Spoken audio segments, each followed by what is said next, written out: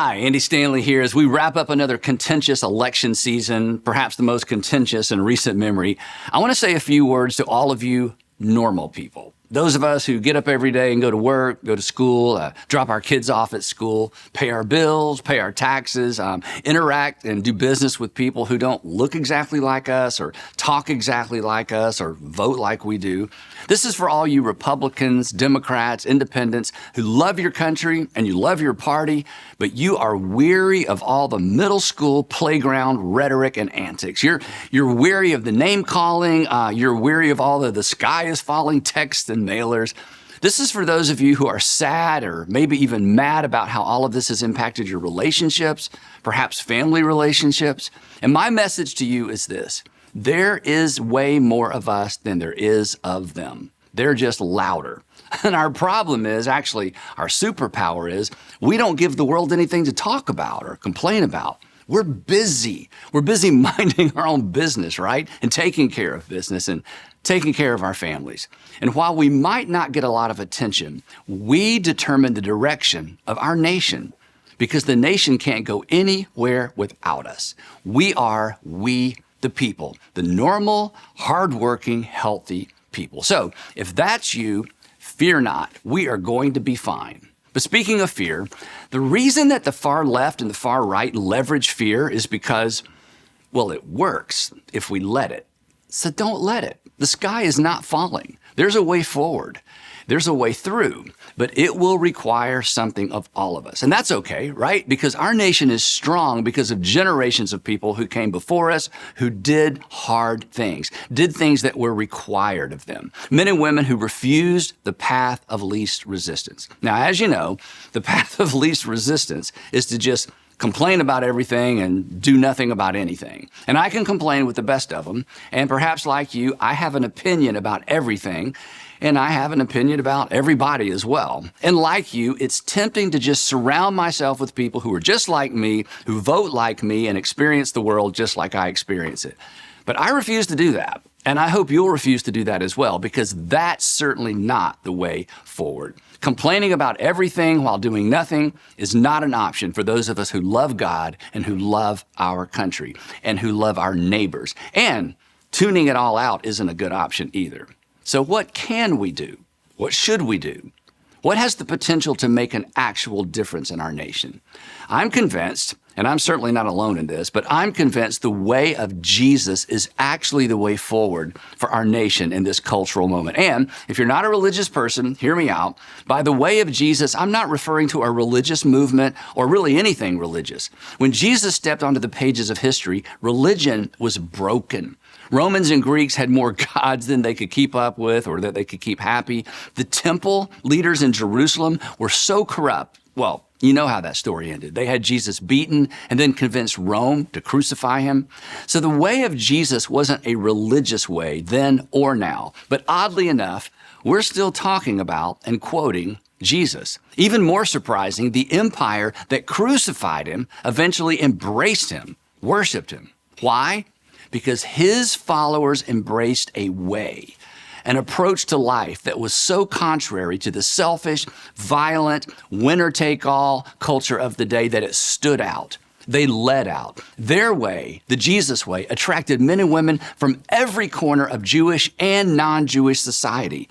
And what exactly was it about this way of living that attracted so many people? It was their upside down, others first, race to the back of the line, let me carry your burden, go the second mile approach to life. Now, the reason I'm convinced that the way of Jesus is the way forward for our nation is this. As you already know, as a nation, we will never fully agree on solutions to our nation's challenges.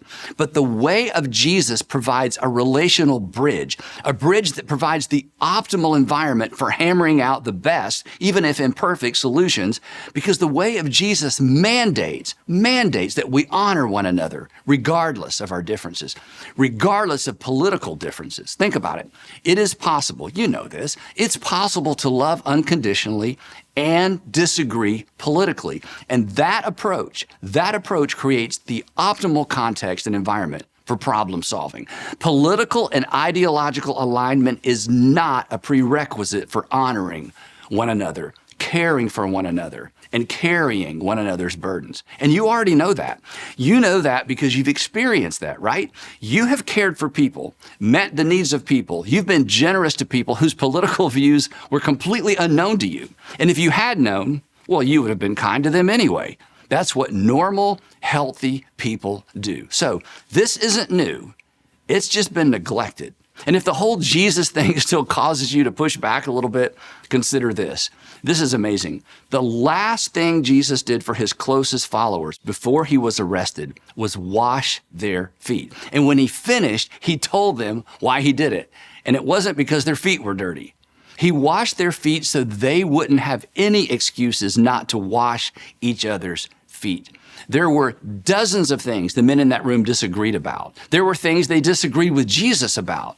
But when he, their rabbi, their teacher, their Lord, got on his knees and did the work of a slave, the message was clear. Gentlemen, don't let your differences divide you. Your differences don't have to divide you. And here's the point.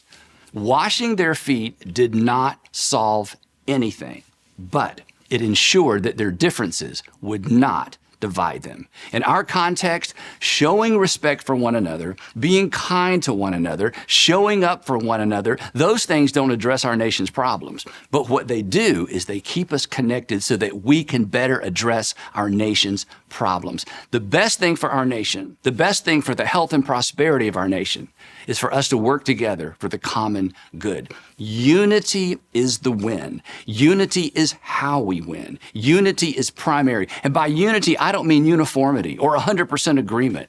Disagreement is unavoidable, but division and disrespect, those are choices. Fear-mongering is a choice. Branding other people as evil or a whole party as evil, it's a choice.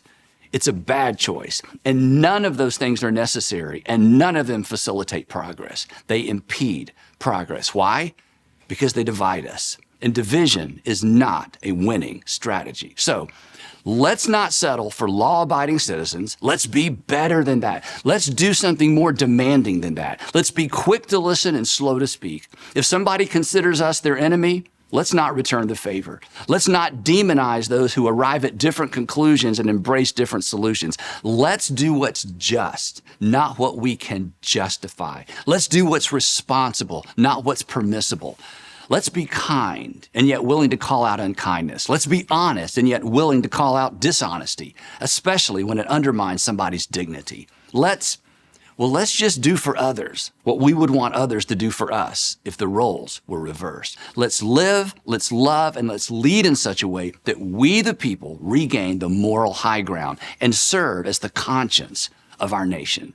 We will never all see eye to eye on how to address the issues of our day, but we can stand shoulder to shoulder in our commitment to do what's best for our nation and what's best for the people in our nation. We will never all agree on what's best for people, but we can agree that what's best for people is what's best. That is our common ground, and that's all the common ground we need. And now, it's your move.